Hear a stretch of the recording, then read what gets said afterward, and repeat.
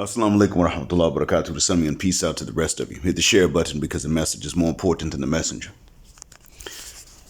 There are times when I realize that to some of you I sound extra worried, and that is because there are times when I am extra worried. Usually your awareness of something is inversely proportional to my worry. If you are aware, I don't worry. If you are unaware, I worry. This is largely because of things that we may know, but we just forget. So I try to remind us before we completely forget. And one of the things I want to point out to us we need is the understanding of the strength of what we're up against in the Western women to whom we are related. I want you guys to understand this. We are related to women that love us and that hate us. We are related to women who consciously love us, but subconsciously are programmed to do hateful things. We are related to women who love us, but are consciously programmed to simply disregard us at times.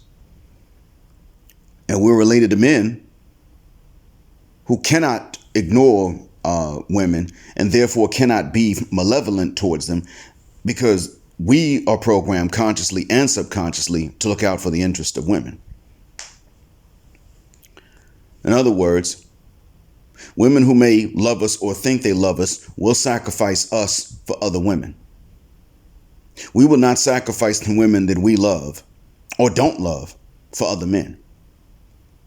Your lady cousin that you may not be close to and can't stand, you will not sit up and teach her to be a thought so that a bunch of dudes can get a free nut or an easy nut, a convenient nut at her expense. You won't do that to her. You may not get involved in her business, but would you ever teach her to be that way? No.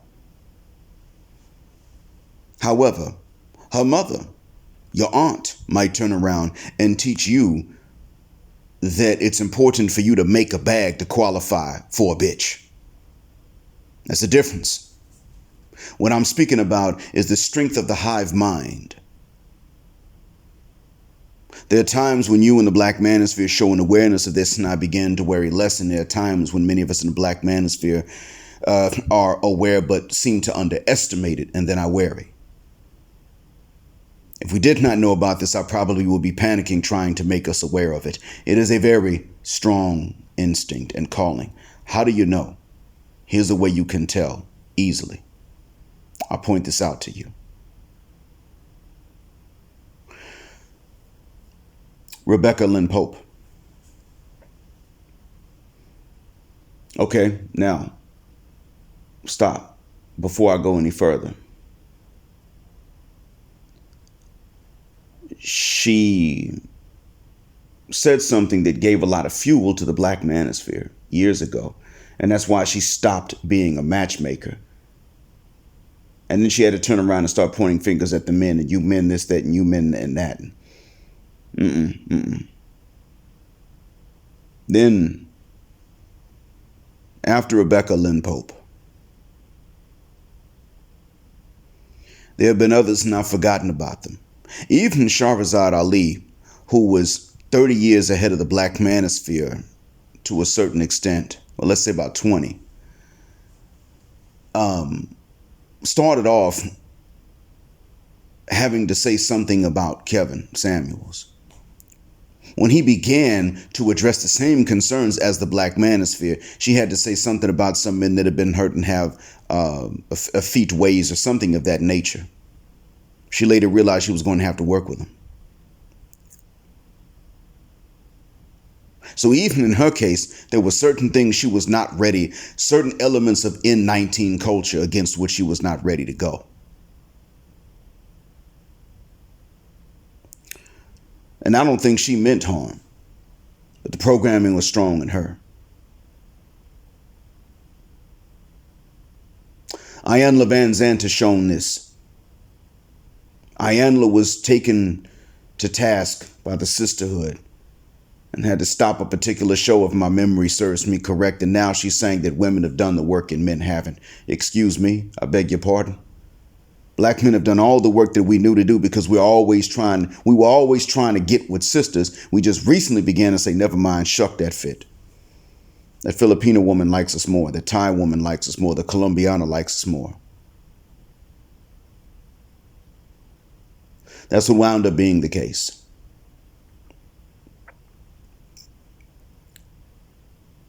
If you think that that is not enough, I'm going to point to Melanie King for a specific reason.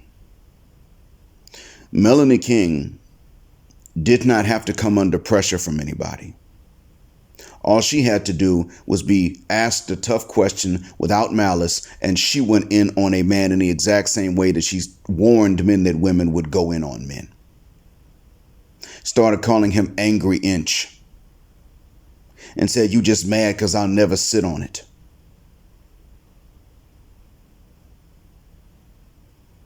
She had to immediately go to the nan and boo boo, "You can't get none from me" trope. What is this, middle school? Western women love to do that. Go straight to the stereotypes. Overlook that which is a real argument of substance. Trying to undermine it with stereotypes. Everything you saying is only because of who you don't get to screw. When in actuality, most of the time, we're talking about these things because of not only who we didn't get to, but why and how it is that somebody else does. I mean, when they start to undermine you, really what it comes down to is the fact that most of these women have screwed a male friend of theirs, but most of us have not screwed our female friends. Which means, again, that these women are out here just racking up high body counts while still managing to exclude most men. And then they want to turn around and shame men for their inexperience. So they're playing and rigging this game the whole time. And we keep playing it. Really, that's why we have many of these. It's the lying and the deception that really get to us. And then on top of that, it doesn't even really take a call back into the Hyenocracy for some of them to slip up. Melanie King was an example of that. She was one of the weakest amongst the chameleons. It took nothing but a tough question from a man. One of the things that you have to understand is that when the hyenas don't particularly focus on a woman and call her a pick-me, there's something to it. There's something that you must look at, and it could be simply that she's under the radar, and that may not be her fault. We have to look and consider that possibility to be fair. But then that also calls into question, would she have been willing to do things or say things against the Hyenocracy if she was not under their radar? That's the other thing to take a look into. We have to look at the women that will not say certain things against the Hyenocracy when they are young and at their most fertile, and they've got the most options in men. Do they say anything that goes against the Hyenocracy? No, because they've been taught and trained and convinced that men don't matter. Men are cheap. And some of them keep that even when they're post-wall. Mia Khalifa? Yeah, bitch, I saw your video. I've never wanted a man and not gotten him. But there have been many men that wanted me and didn't get me. There have been men that didn't know who the hell you existed until they saw your name on a script and were told that they were going to be working with you and acting with you. You know what I'm talking about. And exactly what we predicted was going to happen is the reason that you gave for your divorce from that chef.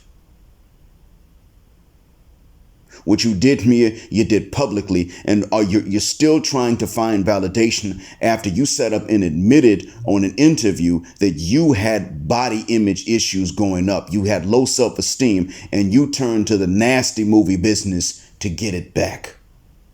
Actually, you went into the nasty movie business because you finally got some self-esteem when you got into shape. You're vain. That's who you are, and that's what you are. But since the environment is such that men who don't go the alpha F's route or can't go that, and that's most men, wind up with fewer options. The man your ex was an accomplished chef. And he probably really did not know, because men are not taught this in the West, that the only reason you're willing to consider him and look his way is because you already have so many bodies. And you got what not only you, but the entire Western hyenocracy wanted, to be able to go through a 403 phase and then still be able to find someone to take you seriously later on. But what you wanted was for the guys that were able to do the kind of work that you used to do and had similar body counts to yours to take you seriously. That's what you were looking for. And no, that's not going to be the case.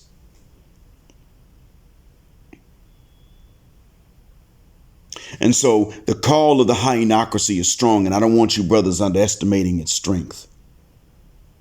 When a woman says something that makes sense, I don't want you brothers to underestimate how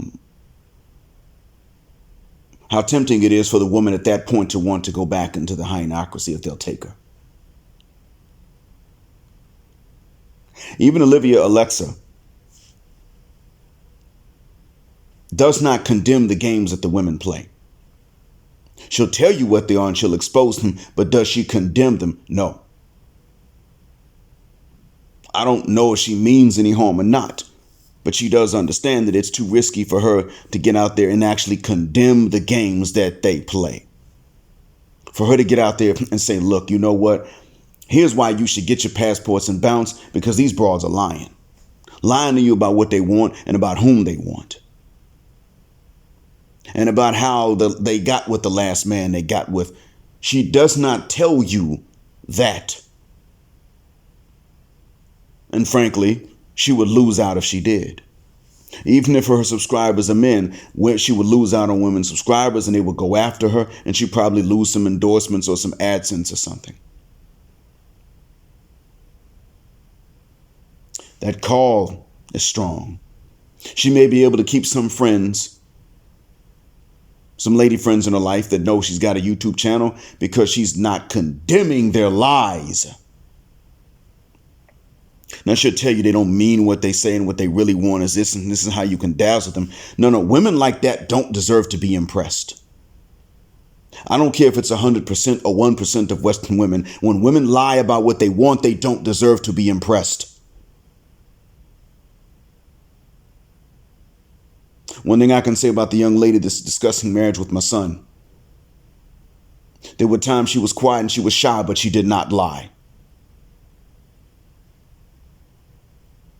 When some other family members tried to throw in their 2 cents, they were not her father. They were not her close uncle either. These were just other family members who respect her and seem to like my son, but they still wanted to throw their 2 cents in. Well, when are you going to take her to America? My son said, I told y'all I'm not going back to live.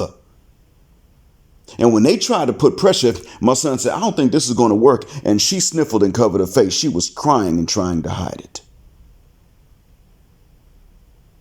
I'm not one that falls for women's tears, but this is not the Western context in which to which we are accustomed. She didn't have an incentive to cry in front of my son. She didn't want to go stateside to live. That's one of the reasons my son agreed to proceed and even travel out there to talk to her and her family face to face. Now, some say, why didn't he just, go to Thailand and smash? My son's Muslim. We don't do that. We marry. We believe in smashing in a marriage. We believe in romance, dating, all that stuff. That's just in the context of a marriage. And it actually works. Son, if you're hearing this, I don't want you to think for 1 second that you're missing out. I dated and I've gone the chaste route that we're supposed to go in our faith. And I can honestly say that the chaste route is the better route. I can say that. First date, you're actually married. Probably smashed before y'all actually went out for the first date. Hopefully. I mean, after, that's just how that works. It's an all or nothing thing. You have your level of responsibility, but you also have your rights that's within the marriage. You don't start off in any transitional period where they can flip the script as they want to and as they go along, which is what goes on in the West, son. So don't think for a second that you may be missing out. And I want all other young Muslim brothers to understand that if you are going that chase route, don't think you're missing out on the unchased route. You may be missing out if you're doing it in the West, because the Muslimas that grow up in the West are terrible. And they know they are, because the call of the Hyenocracy is that damn strong, and they're not willing to go against it either. They got their own Hyenocracy, unfortunately, and instead of the other Hyenocracy being subservient to them or being independent of that, they got the nerve to be dependent and underneath that main Hyenocracy, taking its ideas and not giving any back unless those ideas are one side of the coin designed to be as mean to the men as possible. That's the only thing they contribute back to the major Hyenocracy. Nothing else. They give nothing else to that Hyenocracy except those things. They'll sit up and say, well, we Muslim women have rights, and won't tell you the responsibilities. Well, Muslim men have responsibilities, and they won't bother to describe the Muslim men's rights. That's how strong the call is. Do not underestimate this, gentlemen. That's part of why it's important that you don't try to go that route in the States.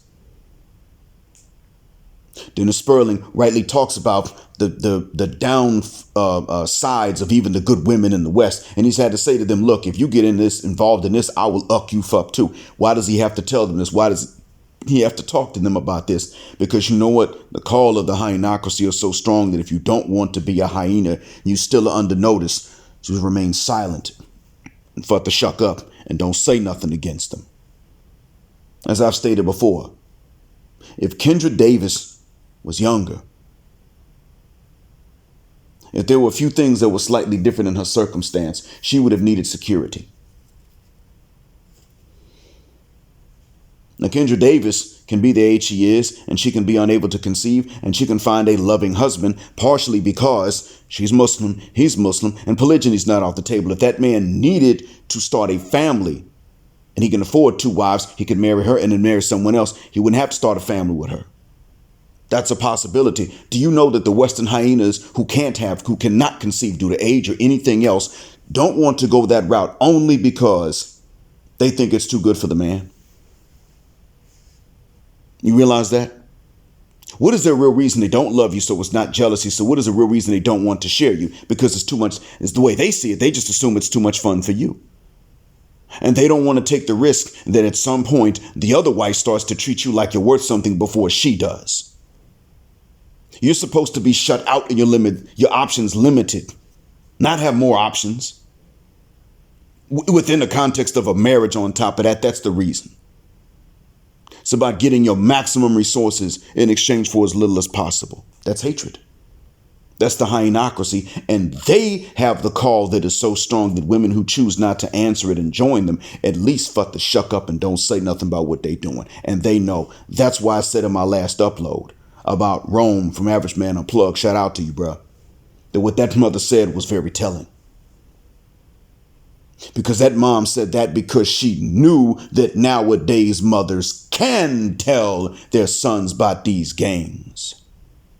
That was clear as day to her, clear as day to us. And that's why she said it. There was nothing to speculate about or doubt. Nope, they can nowadays. Now we know that they can tell because they all know what it is. And that's the gist of it. They know what's up. They know what the games are.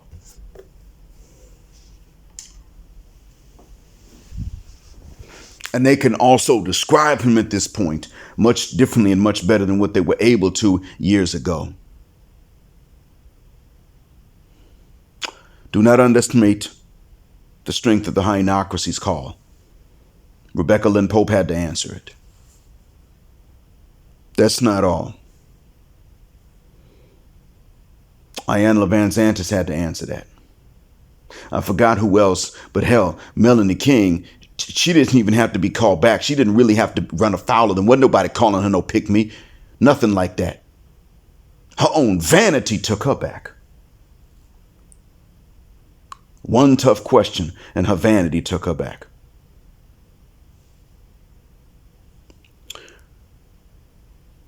I'm not going to sit up and say that there's not a woman in the world that's got good sense. I'm just going to say you got to be careful of all of them until you see some consistency in them and you see them actually refuse that call. I understand why AC says this is no Keisha zone. He has that right. He said it's no Becky zone too, to be fair. It's his channel. He makes his decision on that channel. I speak to them selectively about certain things. I don't mind if they come in and they're respectful and they say hello, wa assalamu alaikum. We good. That's okay on my channel. However, I do understand that that call is strong. And I know certain things that make that call weaker amongst many of you. I get it. And I will say at some point, listen, there are going to be times, you already know this in many cases, but there are going to be times when you're going to have to hear that call and even feel it and still go against it because they wrong. And that's your sacrifice. Men make them all the time. And my hat goes off to those of you who actually do make it and you make it consistently. I want you to get all the credit you have earned. That's what's fair. But I don't want you brothers underestimating the strength. And you ladies that are refusing to call it the Hyenocracy, I don't want you to ignore that and not say something about it to warn these other men. I want you to say that it is strong and let these men know what the hell it is. Put that out in the open. Don't help any men naively underestimate the strength of that call. Thank you for listening. As always, black heart, black mind, blackout, assalamu alaikum, black heterosexual, non-select male power just because they don't like it. Black patriarchy until extinction or judgment day. Thank you for flying again with us on Jet Black Airways, where jet black is also a verb. Keep jetting black with us until the wings and the wheels fall off. And when the plane docks at the gate, as you exit the Jet Black aircraft this time, we will request that you press the Cash App button, but only numbers that are going to be easy for you later on, and that you visit the link to the merchandise that is on some of the previous uploads and get some of that apparel. Gender justice forever.